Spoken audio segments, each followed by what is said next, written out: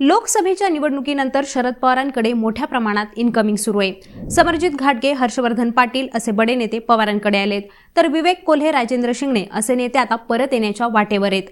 थोडक्यात विधानसभा निवडणूक डोळ्यासमोर ठेवून अनेक नेते चलबिचल झालेत। आता याला अपवाद आहे तो खेड आळंदीचे आमदार दिलीप मोहिते पाटलांचा। अजित पवारांसोबत पहिल्या दिवसापासून असलेले आणि आताही अजितदादांसोबतच राहण्याचा ठाम निर्णय घेतलेले दिलीप मोहिते पाटील यांची ही 5वी निवडणूक असणार आहे। यात 3 वेळेस त्यांचा विजय झालाय तर 2 वेळेस पराभव झालाय। लोकसभा निवडणुकीत खेड आळंदी मतदारसंघातून राष्ट्रवादी काँग्रेसच्या शरदचंद्र पवार पक्षाचे उमेदवार अमोल कोल्हे यांना मोठं मताधिक्य मिळाले। त्यामुळे दिलीप मोहिते यांना यंदाची निवडणूक अवघड असल्याच्या चर्चा आहेत।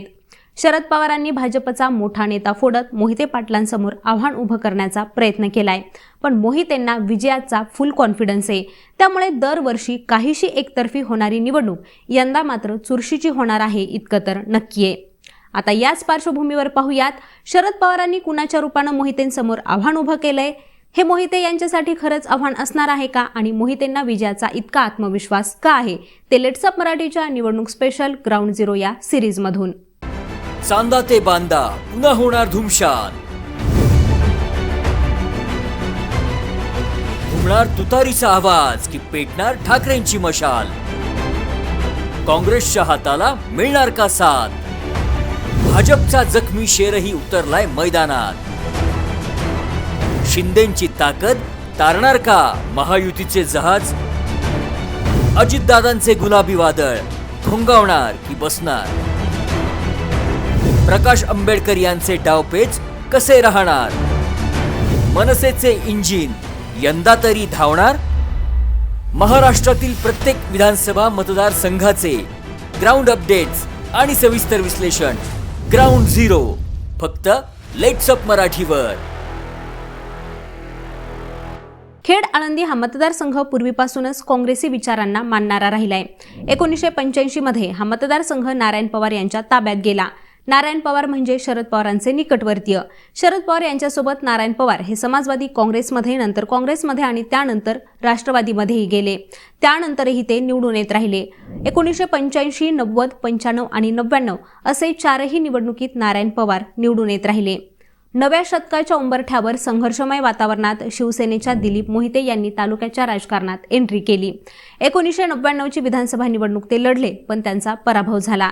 त्यानंतर 2004 मध्ये त्यांनी राष्ट्रवादीकडून निवडणूक लढवली आणि 20 वर्ष आमदार असलेल्या नारायण पवार यांचा तब्बल 14,000हून अधिक मतांनी पराभव करत ते आमदार झाले। तेव्हापासून 2014 मधील पराभव वगळता दिलीप मोहिते यांचंच एकहाती वर्चस्व या मतदारसंघावर राहिले। 2004, 9 आणि 19 या तिन्ही निवडणुकीमध्ये मोहितेंनी मोठ्या मताधिक्यानं विजय मिळवला होता। 2014च्या लोकसभा निवडणुकीत खेड आळंदी मतदारसंघातून राष्ट्रवादी काँग्रेसचे उमेदवार देवदत्त निकम यांना मताधिक्य मिळेल अशी अपेक्षा होती, पण शिवसेनेच्या शिवाजीराव आढळराव पाटील यांनी मताधिक्य घेतलं आणि विजय खेचून आणला। पाटील यांच्या विजयानं आत्मविश्वास दुणावलेल्या शिवसेनेनं लगेचच झालेल्या विधानसभा निवडणुकीत राष्ट्रवादीला दुसरा दणका दिला। शिवसेनेच्या सुरेश गोरे यांनी राष्ट्रवादीच्या मोहितेंचा दारुण पराभव केला। तेव्हा सुरेश गोरे यांनी तब्बल 1,03,207 मतं घेतली होती। पण 2019 मध्ये पुन्हा एक वेळेस दिलीप मोहिते यांनी आपलंच या मतदारसंघावर वर्चस्व असल्याचं दाखवून दिलं। शिवसेनेचे माजी जिल्हाप्रमुख राम गावडे यांचा गट तटस्थ राहिला। त्याचवेळी अपक्ष अतुल देशमुख, माजी जिल्हा परिषद सदस्य शरद बुट्टे यांच्यासह भाजप पदाधिकाऱ्यांनी केलेली बंडाळी गोरे यांच्या पराभवाला कारणीभूत ठरली। यंदा राष्ट्रवादी काँग्रेसच्या फुटीनंतर आमदार दिलीप मोहिते हे पहिल्या दिवसापासूनच अजितदादांच्या सोबत आहेत। लोकसभा निवडणुकीनंतर अजित पवारांसोबतच्या अनेक आमदारांची चलबिचल सुरू आहे, पण मोहिते पाटील मात्र आपल्या निर्णयावर ठाम आहेत। तालुक्यातील बहुतेक सगळेच नेते, कार्यकर्ते देखील त्यांच्यासोबत आहेत। त्यामुळे महायुतीच्या जागा वाटपात खेड आळंदी हा विधानसभा मतदारसंघ राष्ट्रवादी काँग्रेसला मिळणार इतकं तर नक्की आहे। मोहिते पाटील यांच्यासह राष्ट्रवादीकडूनच माजी जिल्हा परिषद सदस्य बाबा राक्षे हे सुद्धा इच्छुक आहेत। याशिवाय गतवेळी बंडखोरी केलेले आणि भाजपचे विद्यमान जिल्हाध्यक्ष शरद बुट्टे, शिवसेनेकडून अक्षय जाधव, नितीन गोरे आणि भगवान पोखरकर हे सुद्धा इच्छुक आहेत। महाविकास आघाडीत राष्ट्रवादी काँग्रेसच्या शरदचंद्र पवार पक्षाचा या मतदारसंघावर दावा आहे।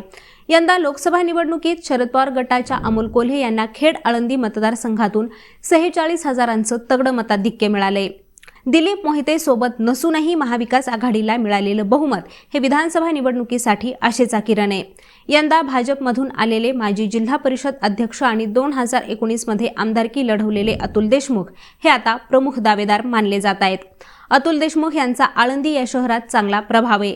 त्यांच्याच नेतृत्वाखाली 2016 मध्ये आळंदी नगर परिषदेवर भाजपची सत्ता आली. गतवेळी मतमोजणीत 19व्या फेरीपर्यंत देशमुख यांनी पहिल्या दुसऱ्या क्रमांकावर राहत गोरे आणि मोहितेंना घाम फोडला होता. त्यामुळे अतुल देशमुख उमेदवार राहिल्यास मोहिते पाटील यांच्यासाठी आव्हान ठरू शकतात. शिरूरचे खासदार अमोल कोल्हे हे सुद्धा अतुल देशमुख यांच्या उमेदवारीसाठी आग्रही असल्याची माहिती आहे. मात्र देशमुख यांच्या उमेदवारीला राष्ट्रवादीतीलच अन्य नेत्यांचा विरोध आहे. 2019 मध्ये देशमुख यांना पडलेली 54,000 मतं ही केवळ त्यांचीच नव्हती, तर त्यात भाजपचीही 35 ते 40,000 मतं होती. आता ही मतं देशमुख यांच्यासोबत नाहीयेत.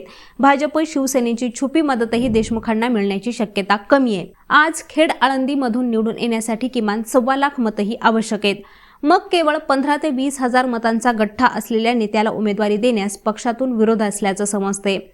जर सर्वसंमतीचा उमेदवार दिल्यास दिलीप मोहितेंच्या विरोधातील मतंही आपल्याकडे खेचता येतील. असा उमेदवार द्यावा असा सूर पक्षातून आहे.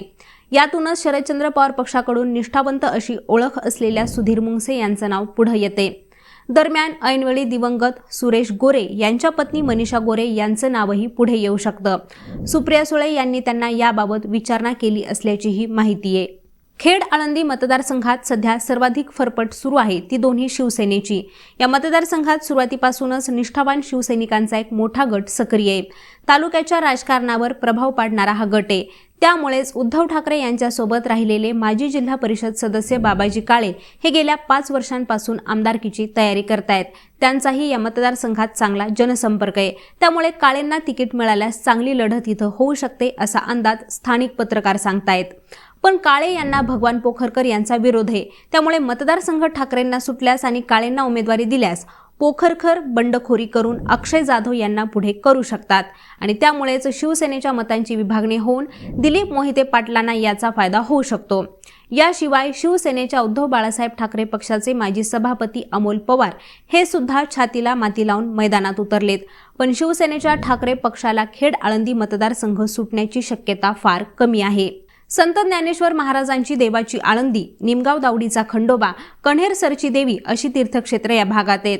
भुईकोट, भोरगिरी आणि देव तोरणे किल्ला असा ऐतिहासिक वारसाही याच खेड आळंदी मतदारसंघात आहे.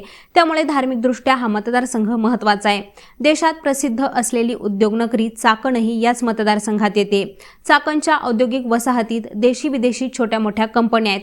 त्यामुळे या ठिकाणी मोठ्या संख्येनं राज्य परराज्यातून नोकरदार वर्ग स्थायिक झालाय. यातील बहुतांश इथले मतदारही झालेत. त्यामुळे तरंगता मतदार हा कुणाकडे झुकतो हे पाहणं महत्त्वाचं ठरणार आहे. तर निम शहरी भाग असल्यानं या भागात शेतकऱ्यांची संख्या ही लक्षणीय आहे. पुणे नाशिक महामार्गावरील ऐतिहासिक वाहतूक कोंडी याच मतदारसंघाला लाभली आहे. एकूणच वारकरी, उद्योग आणि शेती अशा सर्वसमावेशक प्रश्नांची जाण असणाऱ्या उमेदवाराला मतदारांचं प्राधान्य असणार आहे. आता यात कोण बाजी मारणार आणि कुणाच्या पदरी निराशा पडणार हे पाहणं महत्त्वाचं असणार आहे. आता मंडळी, याबद्दल तुम्हाला काय वाटतं ते आम्हाला कॉमेंट करून नक्की सांगा. तसंच यांसारखंच महाराष्ट्रातील प्रत्येक विधानसभा मतदारसंघाचं अभ्यासपूर्ण विश्लेषण जाणून घेण्यासाठी लेट्सअप मराठीला सर्वच सोशल मीडिया हँडलवरती फॉलो करायला विसरू नका आणि पाहत रहा लेट्सअप मराठी.